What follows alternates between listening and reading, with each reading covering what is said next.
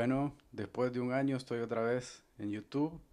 Gracias a todos los que se han suscrito, a las personas que le han dado like a los videos. Eh, Disculpas por no haber subido más videos en todo este tiempo. En realidad no voy a esconderlo. Me cuesta alimentar redes sociales.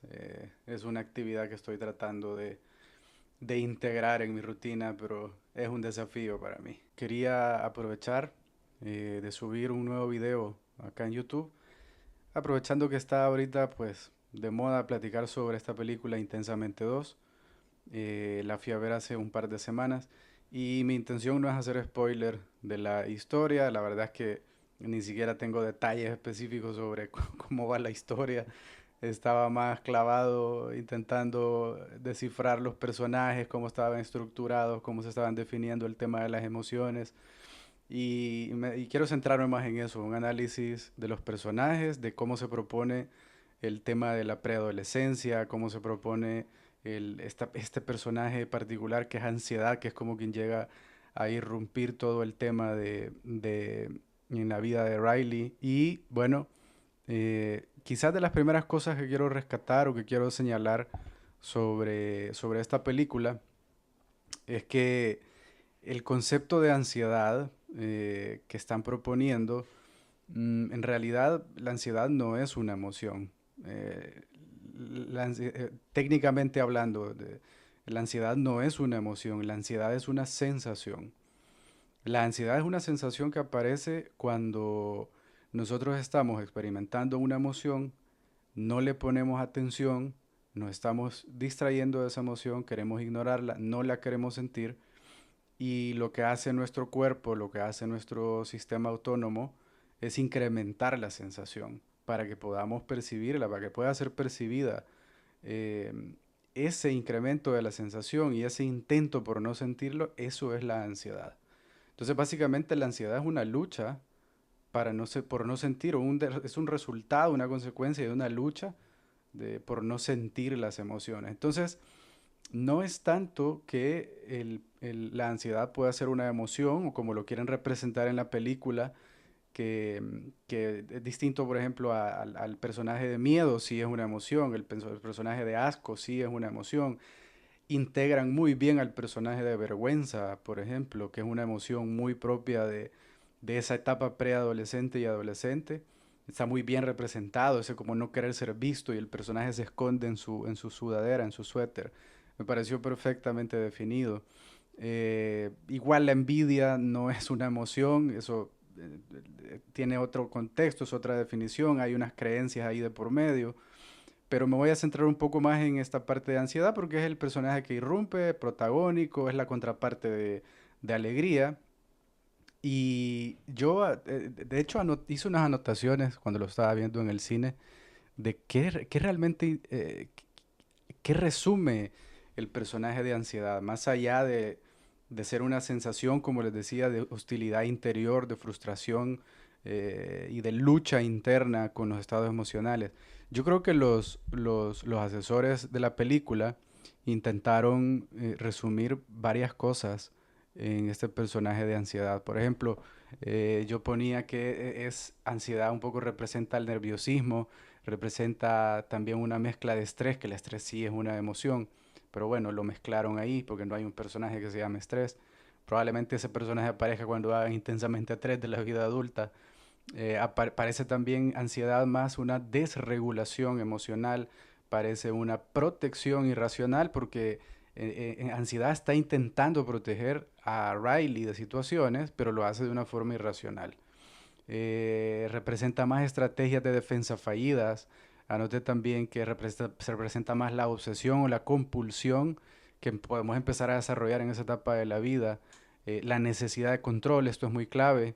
El sobrepensamiento, ese pensamiento que rumiamos y que estamos masticando y masticando a lo largo del día.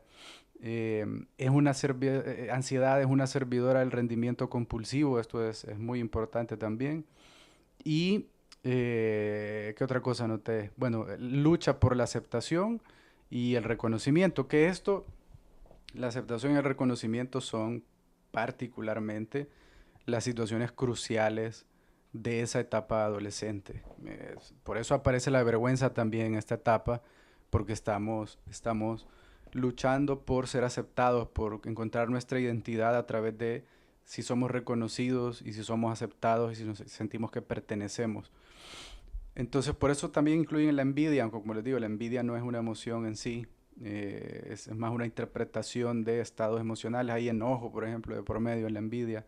Y hay también una mezcla de vergüenza porque tiene que ver con que yo no me siento a gusto con mi propio concepto, o sea, mi autoconcepto no está bien. Pero bueno, es una historia, son personajes, es una película de entretenimiento y me parece perfecto que independientemente de que se siga una línea teórica, técnica, ortodoxa, pues este tipo de temas o este tipo de películas permitan la reflexión y las pláticas alrededor de esto.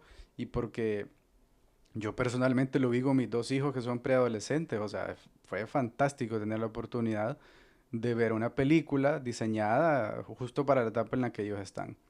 Entonces, este personaje de ansiedad, como les digo, es el más relevante y aquí quiero poner como la discusión más importante que yo creo que es el gran extracto de la película y que a mí realmente me sorprendió que Disney se animara a tocar este tema porque honestamente es un tema que para mí es súper importante, que últimamente está siendo, como está muy de moda, pero que em, está muy oculto y cuesta hablar de esto porque muy fácilmente las personas empiezan a calificar a los que criticamos este tipo de visión como personas antipáticas o como personas pesimistas o incluso como terapeutas pesimistas. Es muy fácil que nos señalen de esa manera, pero bueno, a mí me tiene sin cuidado eso. Porque el tema de la discusión que está de fondo es que ansiedad aparece como como, como, como un producto de una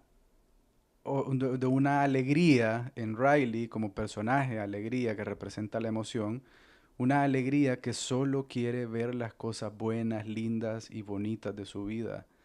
Estos recuerdos que están acumulados en burbujitas como canicas y que contienen los recuerdos de la vida de Riley, alegría se ha encargado a lo largo de muchos años de acumular solo recuerdos lindos, bonitos, agradables y todos estos recuerdos que son de fracasos, de errores, de problemas, del dolor, se ha encargado de encontrar un basurero oscuro donde pasen ocultas y desapercibidas estas situaciones. Esa acumulación de esos recuerdos de los errores, de los fracasos, del dolor, de los problemas, es lo que provoca que aparezca el personaje de ansiedad. Y por eso me parece que es sumamente valioso entender que este pensamiento positivo tóxico, que es el que está muy de moda, es lo que genera esa sombra de ansiedad. ¿Por qué? Porque el pensamiento positivo tóxico es el que te dice, enfócate en lo positivo, mira el lado bueno de todas las cosas, todo tiene una oportunidad, tenés que sentirte bien. Y muy fácilmente empezamos a entrar en lógicas de rendimiento compulsivo. Tú puedes hacer todo lo que te propongas. Eres capaz de muchas cosas. Tienes que crecer aumentar tu amor propio y quiérete a ti mismo. Y todas estas cosas parcializan la realidad, esconden, fragmentan una parte de la realidad que es una parte dolorosa, que es una parte del fracaso, del problema, del error. Y en realidad cuando fragmentamos la realidad de esta manera, nos estamos perdiendo toda la parte del proceso de aprendizaje, de la prueba y el error. Cuando desechamos esta parte de problemas, cuando desechamos esta parte de lo difícil de la vida, del error en la vida, de las caídas que hemos tenido, el dolor emocional, el dolor psicológico que hemos experimentado, eh, automáticamente estamos perdiéndonos el proceso de aprendizaje. Entonces, esta es la gran reflexión que yo rescato de esta película como propuesta de Disney. Y digo, me sorprende porque Disney nos tiene acostumbrados a otro tipo de películas, más idealizadas, más en la corriente precisamente ese pensamiento positivo tóxico. Bueno, hay excepciones, pues tal vez, algunas, no puedo generalizarlo, pero, pero me parece muy valiosa la propuesta y creo que para los que tienen hijos adolescentes, preadolescentes o incluso ya hijos mayores, no importa, es una película que vale la pena verla en familia, discutirla, conversarla, porque hay cierta efectividad en las metáforas, en los cuentos, en las historias metafóricas, hay cierta efectividad que nos hace cuestionarnos cosas que por otros medios no lo haríamos. Eh, en, en- en- en la época o en la era precinematográfica, lo que provocaba este tipo de cuestionamientos era la literatura, las novelas, las historias de ciencia ficción. Pero cuando llegó el cine, después de la Segunda Guerra Mundial, hizo un boom el cine. Es el cine el que nos educa ahora, es el cine el que nos pone el marco paradigmático bajo el cual vamos a ver la realidad. Y creo que esta es una de esas películas en las que vale la pena sentarse, verla, discutirla, más allá de lo interesante, como les digo, la historia, que es muy particular, y que de la historia, como no es mi intención hacer spoilers, pero quizás lo único que puedo mencionar es que en este momento en el que Riley está esforzándose por ser aceptada en este nuevo equipo de hockey y que quiere demostrar sus capacidades y se obsesiona con el entrenamiento y se obsesiona con la competencia, que es lo que ansiedad quien está ahí de fondo, este momento es el que le lleva a un ataque de pánico ahí en la banca mientras espera entrar a jugar. ¿Y por qué le da un ataque de pánico a Riley? Porque está en este modo control, que es lo que les decía del personaje de ansiedad. Está en este modo control, quiere controlar todo lo que está sucediendo y es precisamente esa función de control exacerbada, compulsiva, es la que lleva a un adulto a desarrollar el pánico o un ataque de pánico. Y que ojo, la ansiedad es una cosa y el pánico es otra. La ansiedad es una sensación producto de luchar con una emoción que no quiero sentir, que quiero ignorar, que quiero distraerme de. Esa hostilidad interior es mi cuerpo incrementando la emoción y yo intentando distraerme. Eso es la ansiedad. ¿El pánico qué es? Bueno, para un adulto el pánico no tiene ninguna función. Realmente es un evento de desequilibrio. No tiene ningún sentido el pánico. El pánico tenía sentido cuando éramos unos bebés, cuando éramos unos niños que gateábamos, que estábamos en la cuna y que necesitábamos que nos atendieran. Ese llanto de pánico sí tiene una función en el mamífero que es una cría y que es un llanto de cuido, de que necesitamos ser atendidos. Pero el pánico de un adulto no tiene ninguna función. Lo que pasa es que cuando hemos entrado en este estado de pánico de niños, recurrentemente, constantemente, porque se nos ha estimulado mucho el abandono y el descuido, vamos a ser adultos que este circuito del pánico, que es un circuito neurológico particular, independiente, este circuito va a estar muy sensible. Y cuando lleguemos a estas situaciones de adolescencia, juventud temprana, que implica tomar decisiones, que implica compararnos con los demás, entrar en una lógica de rendimiento, de competencia, de que soy capaz, cuando entremos en esas etapas, entonces vamos a querer controlar las situaciones. Aparte el cerebro ya está más desarrollado, hay una parte racional más potente que es la que intenta controlar y esa es la parte que puede desatar el pánico. Ya no tiene una función para un adulto el pánico, porque el pánico es un grito de apego, es una llamada de apego, pero un adulto no está para ser protegido, un adulto está para regularse a sí mismo. Si tuvo padres, cuidadores, madre, que eh, aprendieron a protegerlo, le dieron la protección que necesitaba, si tuvo padres regulados y cuidadores regulados, un niño o una niña, va a ser un adulto, un adolescente, un adulto que va a tener una introyección en su parte racional de ese padre, esa madre regulada, y entonces el adulto va a decirse a sí mismo las palabras, va a hacer la interpretación, va a dar las respuestas a lo que está viviendo adecuadas para que no se desate el pánico, para que se pueda integrar lo vivido, la parte emocional, la parte analógica, sensorial, con la parte racional, verbal y lógica que tenemos. Ese es el esa es la gran clave de la integración emocional, que lo que sentimos análogamente en sensaciones pueda ser puesto en palabras, verbalizado e incorporado, narrado hacia nosotros mismos. A veces narrarlo a los demás también sirve para narrarlo a nosotros mismos. Este es todo el trasfondo de la integración emocional. Entonces, em, bueno, me parece, como les digo, vean la película si no la han visto, platíquenla con sus hijos, reflexionenla, vale la pena.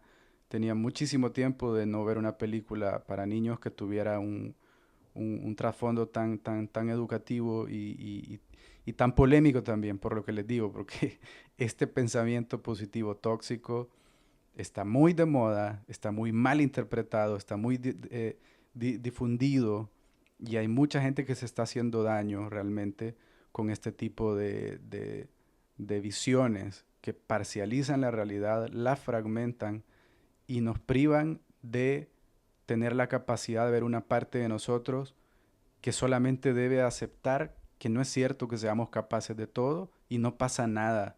No hay nada de malo en saber que no somos capaces de todo lo que nos vamos a proponer, que no es cierto que podemos lograr todo lo que queremos. No es cierto. Que no es cierto que tenemos que ser exitosos en todo lo que hacemos. No es cierto.